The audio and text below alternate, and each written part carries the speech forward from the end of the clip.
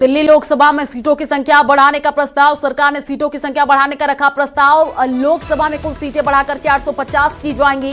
815 सीटें राज्यों के लिए होंगी, 35 सीटें केंद्र शासित प्रदेशों के लिए तय की जाएंगी। तो एक बड़ी खबर है और संवाददाता अनूप गुप्ता हमारे साथ जुड़ चुके हैं। अनूप, क्या जानकारी है?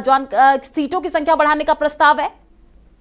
देखिए, आपको बता दूं कि 16, 17, 18 ये कह सकते हैं कि देश के लिए ऐतिहासिक दिन रहने वाला है, क्योंकि बजट सत्र का विशेष सत्र जो है वो 3 दिनों का होने वाला है। और इस 3 दिनों में महिला आरक्षण यानी नारी शक्ति वंदन अधिनियम को पास किया जाएगा। ये अपने आप में बहुत महत्वपूर्ण है, क्योंकि लगातार प्रधानमंत्री हो या देश की सरकार हो, वो लगातार ये कह रही है कि महिलाओं को उचित स्थान मिलना चाहिए, महिलाओं को आरक्षण मिलना चाहिए। और चूंकि समय बहुत कम है, ऐसे में धीरे धीरे जो संविधान संशोधन ड्राफ्ट बिल है वो सामने आ रहा है। और इस के मुताबिक जो सबसे बड़ी बात जो सामने आई है वो ये है कि लोकसभा में सीटों की संख्या 850 हो जाएगी। देखिए, इस बात का जिक्र हम लगातार कर रहे थे कि 33% महिलाओं को आरक्षण दिया जाएगा। इसके साथ साथ परिसीमन आयोग जो है वो सीटों की संख्या भी बढ़ाएगा,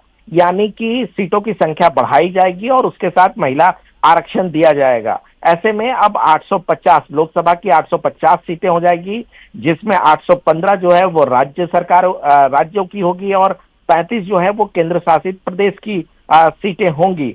सबसे मुख्य बात यह है कि देखिए, देश के प्रधानमंत्री नरेंद्र मोदी ने साफ कहा है कि अगला लोकसभा चुनाव अगर सब कुछ ठीक रहा तो अगला लोकसभा चुनाव जो है वो महिला आरक्षण के साथ होगा। ये अपने आप में बहुत महत्वपूर्ण कहा जा सकता है, क्योंकि देखिए अभी जनगणना की प्रक्रिया शुरू हुई है। तो ऐसे में ये सरकार ने फैसला लिया कि 2011 में जो जनगणना हुई है उसके मुताबिक ही परिसीमन आयोग का गठन हो और परिसीमन किया जाए और उसके बाद सीटों एक नई सीट बनाई जाएगी लोकसभा और विधानसभा का।